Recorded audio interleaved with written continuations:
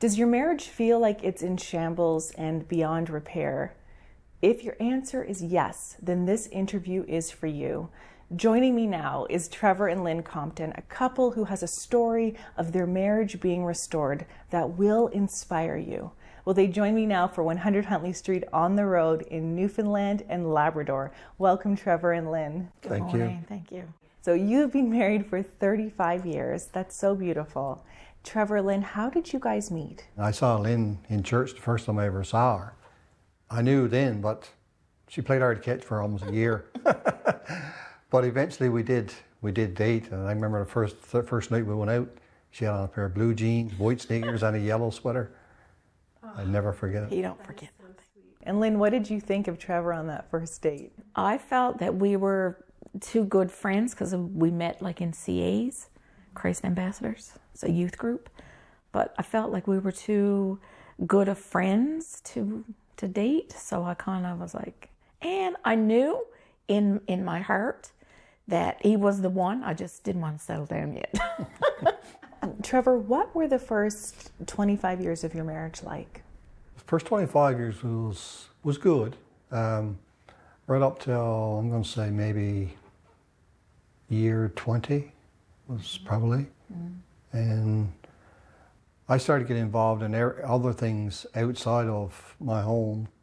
And it was more so I got involved. My kids was in Monterey, and I started getting involved in Monterey. I started getting more involved, heavily involved with that, and started to take my time away from home more. Even though I was away from home working, this took my time away from home more.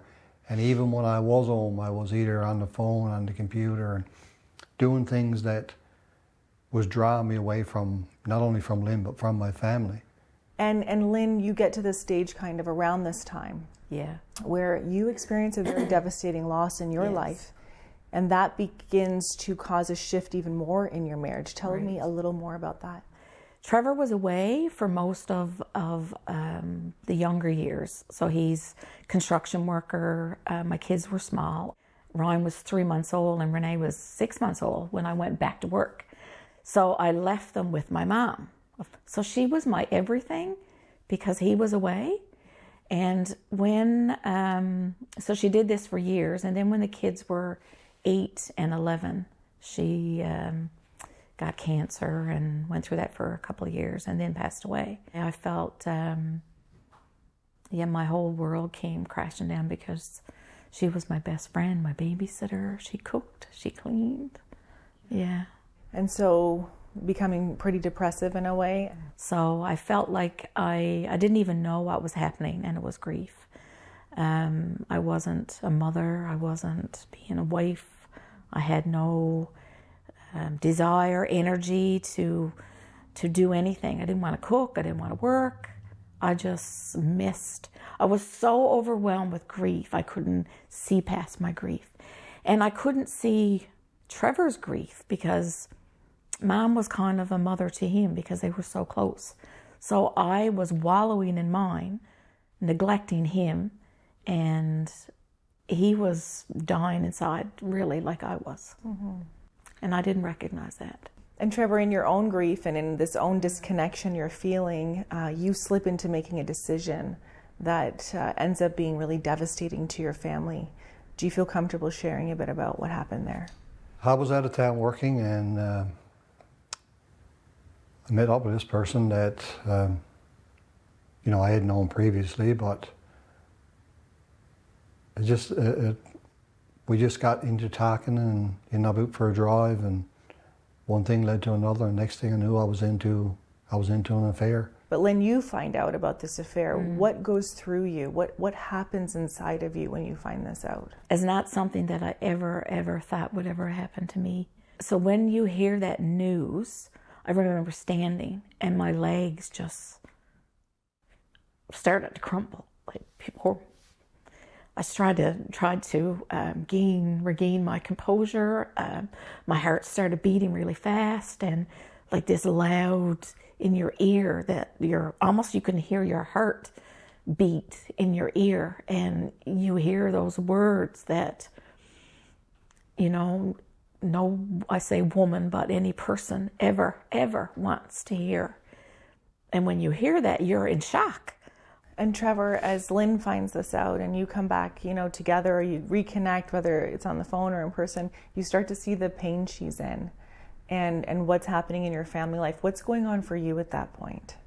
We talked on the phone a couple of times, and I remember she said, you know, you got to make, what are you going to do? And I said, I don't think I'm coming home anymore at that time. And she said, well, you got to come home and see the kids and do whatever you got to do. When I come home and I saw what I had done then, because you know, you see, because when you're talking to someone on the phone, you don't really see the pain until you come in. You see the pain on her face and on the kid's face, and you wonder, you know, what have I done? And Lynn, what did you need from Trevor at that time? What was your heart's cry to him? I felt that he needed to come home and explain to the kids.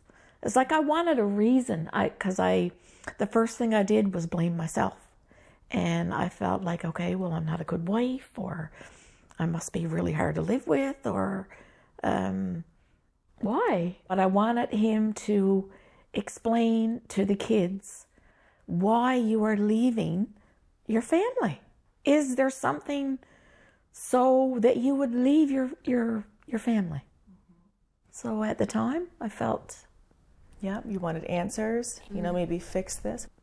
I guess you hear people talking about arguing in marriage, like we never argued in marriage. I mean, I've heard people, and I've heard people arguing in marriage, and we never did that. We didn't have that type of marriage. We didn't fight. We never ever went to bed without each other at night time, and when, no matter what time, you know, if I'm going to bed, you're going to bed, or whatever, right? We'll just... It really was a curveball for both of you, almost. It was, yeah. Right? That's exact words that I used. Yeah. It was like a curveball was thrown in our marriage. Yeah, at both of you. Trevor, you're processing this. You come home, you see the turmoil of your family, and you realize something's convicting you. Yeah. I don't want to leave them. Yeah. I don't want this other life. And one night you're making your daughter dinner, and you have this encounter with God. Will you share that with us? So I never forget, I was stood up at the counter. I had onions cut up, putting in the frying pan. I was looking loose, and I felt God speak to me.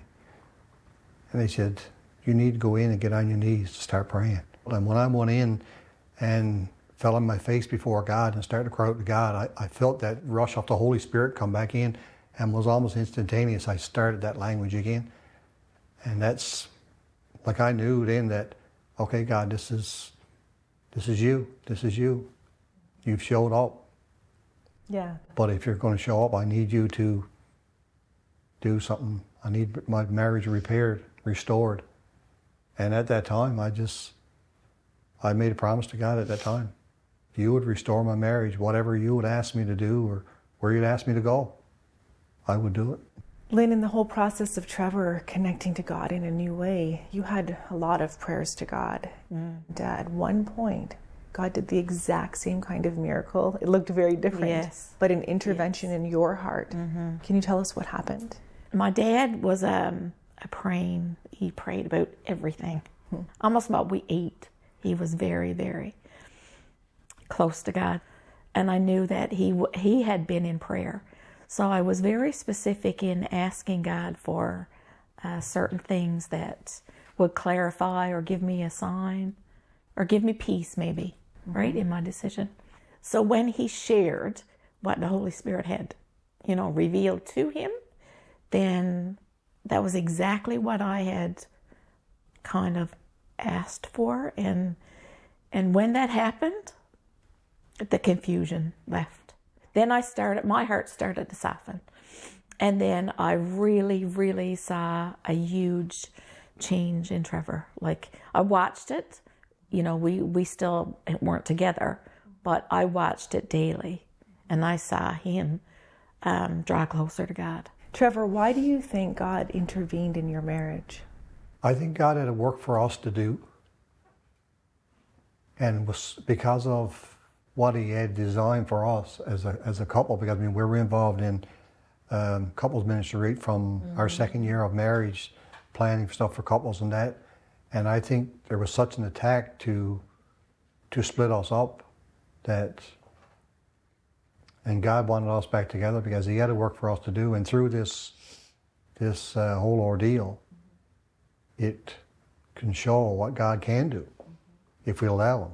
Yes. But that is the key. You've got to allow God to intervene. If you don't let God to intervene, He can't, because He's given everybody a free will to make a choice that they choose. Sad that some people make the wrong choice, but I just thank God that I made the right choice and let Him intervene and do His work in me.